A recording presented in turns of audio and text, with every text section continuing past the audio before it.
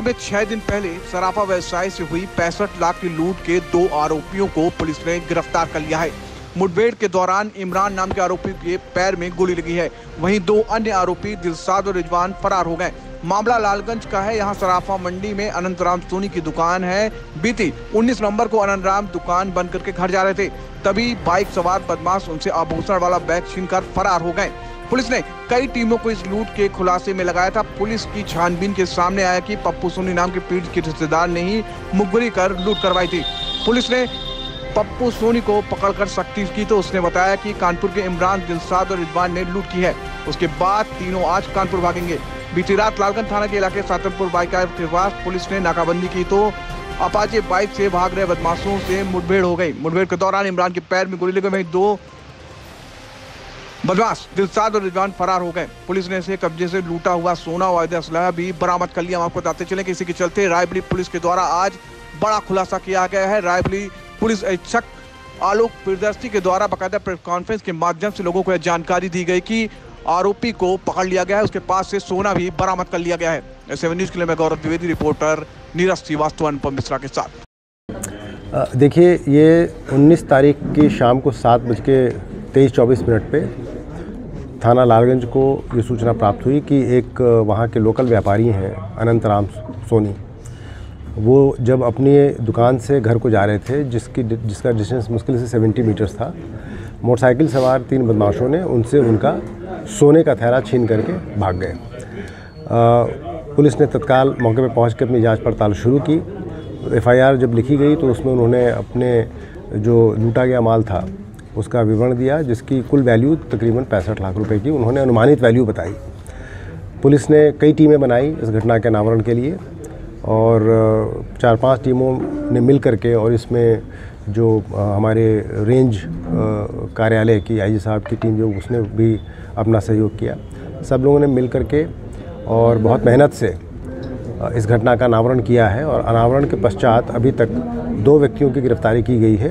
गिरफ्तारी के बाद ये समझ में आया है कि जो मेन अभियुक्त इसमें है, जिसने सूचना दी थी, वो वहीं का एक लोकल व्यापारी है, जिसका नाम है पप्पू सोनी। सारी मुखबिरी और एक ही उसके द्वारा कराई गई थी। दूसरा अभियुक्त जो मुठभेड़ के बाद पकड़ा गया है वो उसका नाम है इमरान, जो कानपुर का रहने वाला है, और बाकी के जो 2 अभियुक्त हैं वो भी कानपुर के ही रहने वाले हैं, जिनकी तलाश में पुलिस की टीमें निकल चुकी हैं। उनकी भी गिरफ्तारी शीघ्र की जाएगी। इस घटना के अनावरण में जो पुलिस ने अपनी मुखबिरी और तमाम जो बहुत एक्सटेंसिव काम किया है, उसके अलावा जो ऑपरेशन त्रिनेत्र जो हमारे डीजीपी महोदय की तरफ से चलाया जा रहा है, जिसके तहत सराफा और उसके आसपास 300 से ज़्यादा कैमरे लगाए गए थे पिछले महीने भर के दौरान, उन कैमरों की मदद से भी इन अपराधियों को आइडेंटिफाई करने में और इनको पकड़ने में बहुत भारी सफलता प्राप्त हुई है। इनको पकड़ने के उपरांत जो रिकवरी पुलिस ने की है वो करीब 1100 ग्राम सोना टोटल, जिसकी कीमत तकरीबन 62 लाख रुपए है, वो रिकवर हुआ है। घटना में प्रयुक्त मोटरसाइकिल जो कानपुर से ही चोरी की गई थी वो बरामद हुई है। इसके अलावा जेवरों को तौलने की जो मशीन होती है वो, उनको पिघलाने की मशीन वो, और इसके अलावा घटना के समय अपराधियों ने जो कपड़े पहन रखे थे उन कपड़ों की भी बरामदगी की गई है। घटना में प्रयुक्त मोबाइल फ़ोन की भी बरामदगी की गई है। जो अभियुक्त अभी शेष हैं उनके लिए टीमें लगा दी गई हैं। पकड़े गए अभियुक्तों से पूछताछ की जा रही है। जो मुख्य अभियुक्त है इमरान, उसके ऊपर विभिन्न थानों से 15 मुकदमों की जानकारी अभी तक मिली है। जो मुखबिर जिसने मुखबिरी की थी पम्मू, उसके ऊपर भी पूर्व में एक मर्डर का मुकदमा है और वो स्वभाव से ही अपराधी है।